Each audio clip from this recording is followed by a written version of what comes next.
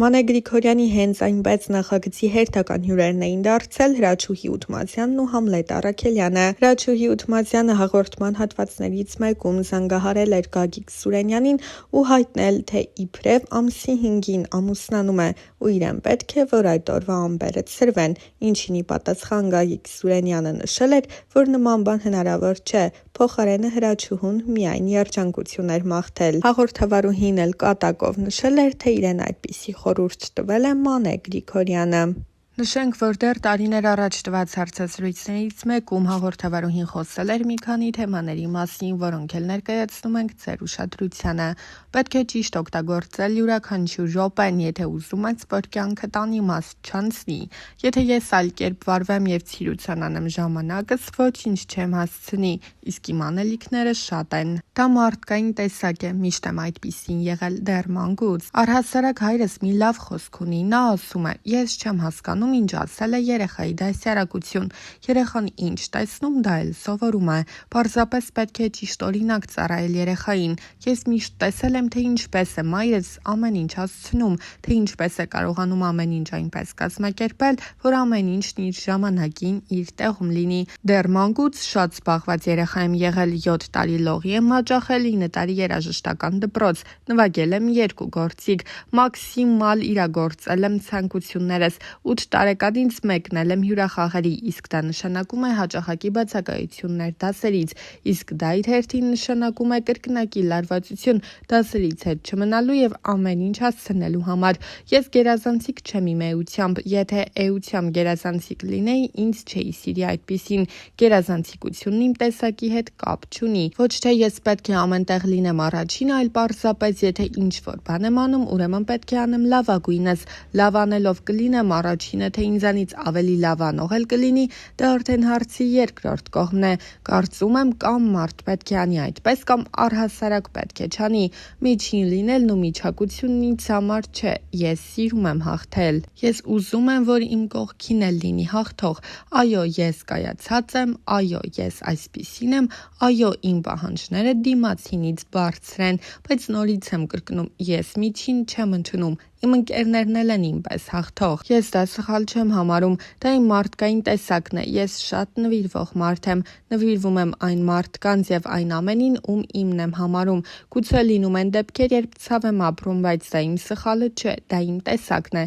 եւ ես չեմ հրաժարվելու դրանից։ Իմ ընկերներն են իմ տեսակի մարդիկ են, որոնց ես իմն եմ համարում, որոնց կողքին ես կարող եմ պարզապես նստել ու լռել եւ ազատվել իմ բոլոր բացասական էմոցիաներից ու ապրումներից, իսկ հետո նաեւ լցվել դրական լիցքերով եւ սկսել նոր օրը նոր ուժով։ Մարդիկ են, ում հետ ես կիսում եմ իմ երջանիկ ապրումները, մարդիկ, ովքեր նայում են ինձ հետ մի ուղղությամբ։ Չեմ կարող ասել, որքանով է բարդ շփվել այն մարդկանց հետ, ովքեր իմ տեսակին չեն պատկանում։ Ես առաջնահերթ պահանջկոտ եմ ինքս իմ նկատմամբ, երբեմն պահանջկոտ եմ նաև ինձ շրջապատող մարդկանց հանդեպ, բայց եթե այդպիսին չլինեմ, չեմ ստանա ցանկալի արդյունք։ Ինձ թվում է, որ ինձ հետ աշխատելն ավելի հեշտ է, քան դժվար։ Եկանք այն եզրակացության, որ շատ քիչ մարդիկ են հեռացել շփման իմաստով իմ շրջապատից այդ նույն տարիների ընթացքում, նշանակում է ճիշտ մարդկանցով եմ շրջապատված եղել միշտ։ Ամեն մարդ իր հոգում ունի իր սպիտակ անկյունը, որը միմիայն իրենն է։ Այդ անկյունում իր մտքերն են, իր հույզերը, ապրումները, որոնց մասին միայն ինքը գիտի եւ որոնք միայն իրենն են։ Ու հավատացեք, հենց այդ տաղավարը, որտեղ ես մտնում եմ ամեն հաղորդման ժամանակ, հենց այն սպիտակ անկյունն է, որը իմն է։ Հյուր կարող են լինել մարդիկ, ովքեր իրենց կյանքում ինչ-որ բանի հասել են, ովքեր պատրաստ են խոսելու իրենց հոգու սպիտակ անկյան մասին, հանրությանը հետաքրքիր մարդիկ։ Հարցադրումը պիտի լինի այնպիսին, ինչպիսին որ հնչում են մեր հաղորդման շրջանակներում։ Հավատացեք, ինձ մոտ դա ստացվում է շատ ինքնաբերաբար։ Ես ինձ եմ բացահայտում սպիտակ անկյունում։ Չգիտեմ ինչպես, միգուցե ենթագիտակցաբար, բայց այդ վիճակին ինքս եկա հենց այն պահին, երբ առաջին անգամ տեսա տաղավարն ու մտա նկարահանման։ Իմ հյուրին ուղղում եմ այն նույն հարցերը, որոնք ինձ եմ տալիս կամ տվել ինչ-որ մի ժամանակ։ Ես ինչ էլ անում եմ, սկզբից իմ միջով եմ անցկացնում։ Ինձ ոչինչ չի խանգարում անձնական կյանք ստեղծել, ամենաթյուր կարծիքն է, թե զբաղվածության պատճառով մարդ չի կարողանում ստեղծել իր անձնական կյանքը, նման բան չկա, ամեն մեկիս համար գրված է մի պատմություն, մի գիրք, ամեն մեկս հանդիպում ենք մեր կեսին այն ժամանակ, երբ պետք է հանդիպենք, ամեն մեկն իր երջանկությանը, անձնական հաջողությանը հանդիպում է այն ժամանակ, երբ իսկապես պատրաստ է, շատ անգամ մեր կյանքում հանդիպում են մարդիկ, ովքեր թվում է պետք է լինեն մեր կողքին միշտ, ովքեր թվում է ամենաճիշտն են, սակայն ինչ-ինչ պատճառներով նրանք հեռանում են, մենք այդ ժամանակ վշտանում ենք, սրտնեղում, սակայն ժամանակն անցնում է եւ մի փոքր համբերության պարագայում մենք հասկանում ենք, որ այդպես էլ պետք է լիներ, որ դա էր կյանքի ճիշտ ուղին, նշել էր հաղորդավարուհին։ Ամսվա սկզբին հայտարարվեց, որ մարտը կանխատեսվում է եւ օդի ջերմաստիճանը եւ տեղումների քանակը հանրապետության ողջ տարածքում նորմայի սահմաններում։ Սակայն վերջին 2-3 օրերին մթնոլորտի շրջանառության մեջ տեղի ունեցան էական փոփոխություններ։ Ատլանտյան օվկիանոսում գտնվող Ազորյան կղզիների շրջակայքում ձևավորված հզոր Ազորյան անտիցիկլոնը, որը հենց այդպես էլ կոչվում է որպես մթնոլորտային երևույթ, տարածվեց ամբողջ Եվրոպայով, հասավ մինչև Թուրքիա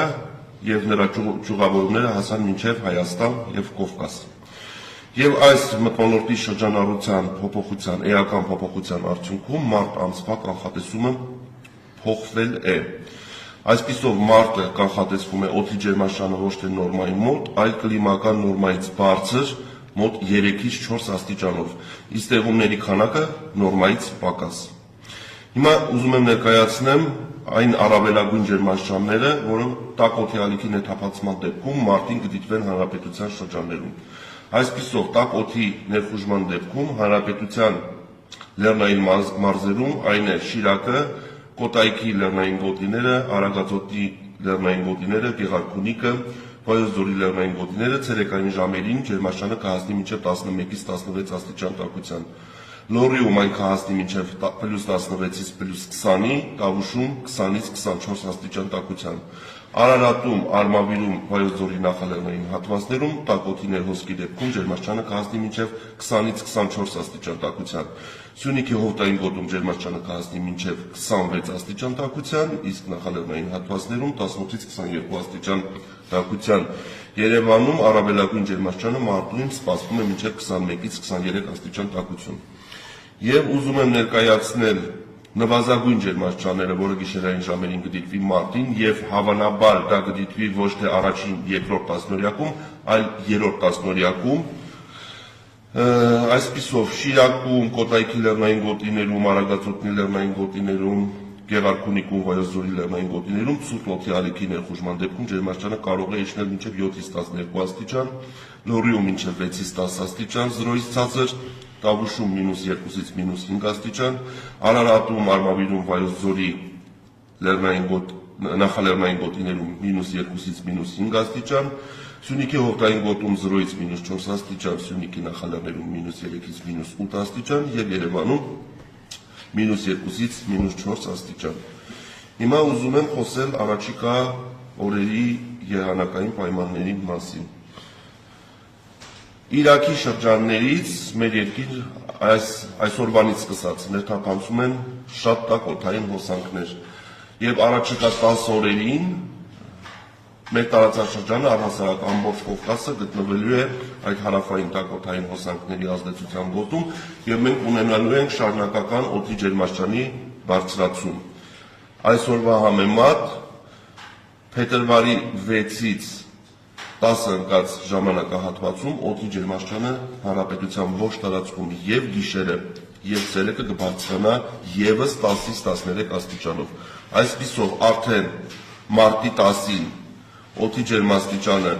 ցերեկային ժամերին հանրապետության լեռնային մարզերում Շիրակ, Կոտայքի լեռնային գոտիներ, Արագածոտնի լեռնային գոտիներ, Գեղարքունիք, Վայոց ձորի լեռնային գոտիներ կհասնի մինչև +8-ից +11 աստիճանի,